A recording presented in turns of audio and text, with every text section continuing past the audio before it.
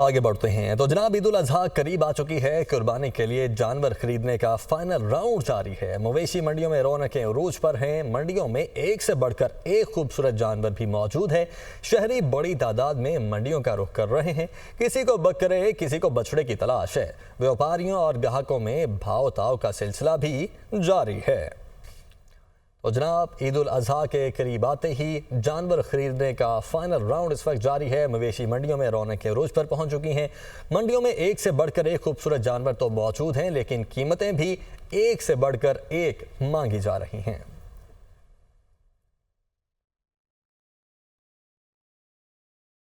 तो ईद कुर्बान में 2 रोज बाकी हैं, लेकिन जानवरों की कीमतें कम नहीं हो सकी हैं। कराची के शहरी सूरत हाल पर परेशान दिखाई दे रहे हैं। मवेशी मंडी से हमारे रिपोर्टर अजहर जैदी हमारे साथ मौजूद हैं। अजहर, बताइएगा क्या हालात देख रहे हैं यहाँ पर?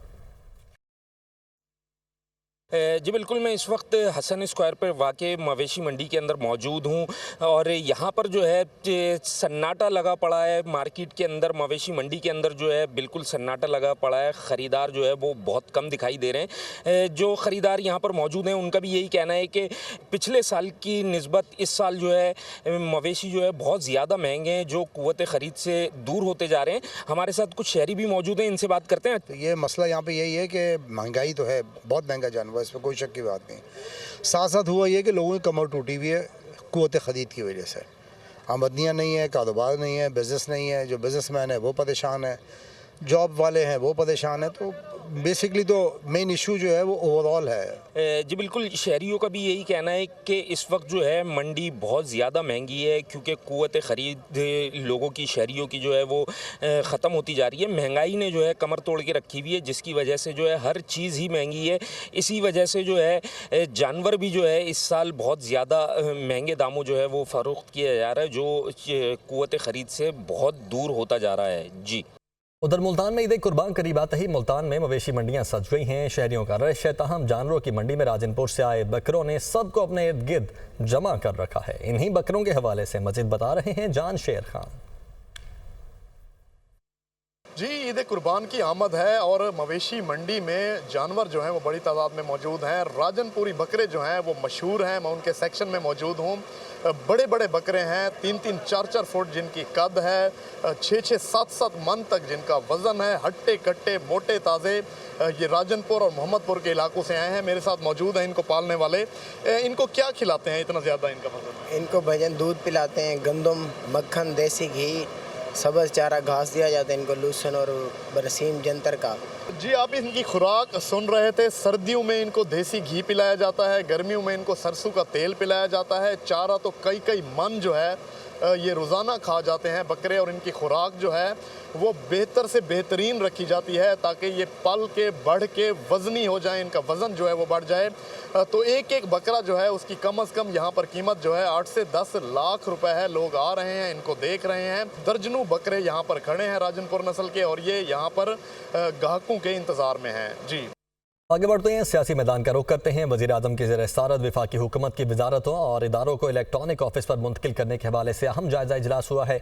ई ऑफिस के इस्तेमाल का असल मकसद आवाम को बेहतरीन सर्विसेज की फ्राहमी और हुकूमती निज़ाम में शफाफियत लाना है, ये कहना है वज़ीर-ए-आज़म का। यासिर मलिक इस वक्त हमारे साथ मौजूद हैं। यासिर, इस इजलास की सूरत हाल बताइएगा। वफाकी हुकूमत की वजारतों और इदारों को इलेक्ट्रॉनिक ऑफिस ई ऑफिस पर मुंतकिल करने के हवाले से एक अहम इजलास हुआ है, और ई ऑफिस के इस्तेमाल का जो असल मकसद है वो आवाम को बेहतरीन सर्विसेज की फरहमी और हुकूमती निज़ाम में शफाफियत लाना है। वज़ीर आज़म की जानिब से ये भी कहा गया है कि कागज़ का इस्तेमाल कम से कम होने से माहौल पर भी मुस्बत असरात जो है वो मुरतब होंगे। ई ऑफिस पर मुंतकिली से मुल्की खजाने के अरबों रुपए जो है वो बचाए जा सकेंगे।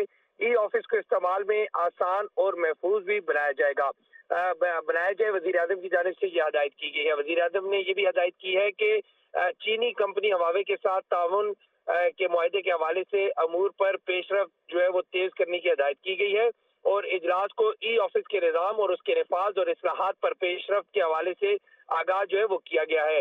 ई ऑफिस के नफाज की कामयाबी जांचने के हवाले से जो है वो एक परफॉर्मेंस इंडिकेटर तरतीब दिए जा रहे हैं। ब्रीफिंग में ये बताया गया है, और ब्रीफिंग में ये भी बताया गया है कि नेशनल इंफॉर्मेशन टेक्नोलॉजी बोर्ड की ओवर हॉल्किंग पर काम जो है اس کا آغاز ہو چکا ہے۔ وزیر اعظم شہباز شریف کی زیر صدارت ای آفس کے حوالے سے جو ہے وہ ایک اہم اجلاس ہوا ہے، جائزہ اجلاس، جس میں وزیر اعظم نے یہ ہدایت کی ہے کہ تمام تر جو پہلے ڈاکومنٹیشن ہوتی تھی اس کو اب تمام اداروں کو ای آفس پر منتقل کر دیا جائے۔ یاسر بہت شکریہ آپ کا۔ Chief justice Sindh high court Aqeel Abbasi کا کہنا ہے کہ سندھ کی عدلیہ میں خفیہ اداروں کی مداخلت کی کوئی شکایت نہیں، کبھی کبھار نامعلوم سی چیزیں کچھ دیکھی ہیں لیکن کسی نے کوئی کال نہیں کی۔ لائر عدالتوں میں بھی ایسا کوئی کیس نہیں سامنے آیا۔ ماتحت عدالتوں کے ججز کو سہولیات نہ ہونے کے برابر ملتی ہیں۔ میڈیا نے ہمیشہ مثبت رول ادا کیا ہے۔ ان کے پاس فیسلٹیز نہیں ہیں، ایک جج کا ٹرانسفر ہوتا ہے بیچارے کا، اس کے پاس وہاں رہنے کی جگہ نہیں ہے، وہ 18 19 20 گریڈ کے افسران ہیں۔ میں بات کانفیڈنس سے کہہ سکتا ہوں، without fear of any contradiction کہہ سکتا ہوں کہ مجھے نہ کسی نے اپروچ کرنے کی کوشش کی۔ ہاں تھوڑے سی کچھ اٹیمپٹس ہوتے ہیں ڈائریکٹ انڈائریکٹ، یا کوئی ایک صاحب آ کے بیٹھ کے چلے گئے، ایک بات کر کے چلے گا، وہ ایک الگ بات ہے، لیکن خدا کی رحمت سے کسی نے مجھ پہ کوئی دباؤ نہیں ڈالا۔ آپ کا میڈیا بڑا اہم رول ہے، آپ اپنے اندر اتحاد پیدا کریں، ان لوگوں کے ساتھ جڑیں، ان لوگوں کو ساتھ لے کے چلیں جو فیئر رپورٹنگ میں بلیو کرتے ہیں۔ وفاقی وزیر قانون اعظم نذیر تارڑ نے کہا ہے کہ حکومت آئین اور قانون کی بالادستی کی بات کرتی ہے۔ ہم نے صعوبتیں برداشت کی لیکن جمہوریت کو ڈیریل نہیں ہونے دیا۔ جمہوری عمل میں جہاں رکاوٹ آئے گی مزاحمت کریں گے۔ وزیر اعظم نے پروٹیکشن بل پر حمایت کی یقین دہانی کروائی۔ وکلا دہشت گرد نہیں، آئین اور قانون کے محافظ ہیں۔ نہتے وکلا پر لاہور میں تشدد کیا گیا۔ عدلیہ اپنی حدود سے باہر جائے گی تو وکلا چیک کریں گے۔ اٹک میں 2 وکلا کے قتل کا ملزم گرفتار ہو چکا، اب قانون اپنا راستہ لے گا۔ وہ لاہور میں پنجاب بار کونسل سے خطاب کر رہے تھے۔ آئین اور قانون کی بات کرتے ہیں، آئین کی بالادستی کی بات کرتے ہیں، صعوبتیں برداشت کی ہیں، دہشت گرد نہیں ہیں وکلا۔ وکلا آئین اور قانون کے رکھوالے ہیں، جمہوری عمل کو نہیں رکنے دیں گے، اور اس میں خلل جس طرف سے بھی آئے گا ہم سارے انشاءاللہ العزیز اس کو ریزسٹ کریں گے۔ لاہور ہائی کورٹ کی طرف سے حکماً کہا گیا کہ آپ دروازے بند کر دیں۔ اٹک والے واقعے کے حوالے سے میں آپ سے وعدہ کرتا ہوں کہ آپ کو اس میں کمی نظر نہیں آئے گی۔ اچھی خبر یہ ہے کہ جو پرنسپل ایکیوزڈ ہے وہ گرفتار ہو چکا ہے۔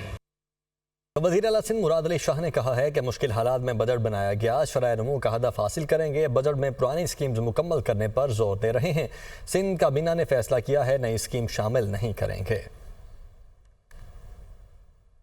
فیصلہ سندھ کابینہ نے یہ کیا کہ جی ہم نئی اسکیم کوئی بھی نہیں ڈالیں گے بجٹ میں۔ ہم یہ جو 2024-25 والا سال ہے اس کو ہم رکھیں گے کہ ہم اسکیمز کمپلیٹ کریں، اگلے سال سے ہم گروتھ کی طرف مزید جائیں گے۔ اس 60 ارب تو ہم اپنے ڈالیں گے اور پھر پرائیویٹ سیکٹر فنڈنگ اور آئے گی تو ڈیولپمنٹ اسے بڑھے گی۔ اور آپ سب کو پتہ ہے کہ پبلک پرائیویٹ پارٹنرشپ میں اس وقت ہماری تعریف ہمارے سخت ترین دشمن بھی کرتے ہیں کہ جی ان سے سیکھیں اور ان سے کام کرائیں۔ 1000 ارب سے اوپر کی ڈیولپمنٹ ہماری پلانڈ ہے اگلے مالی سال۔ اور صوبوں کے بجٹ دیکھیے ہیں، بلوچستان کی بھی رہ گئی ہے۔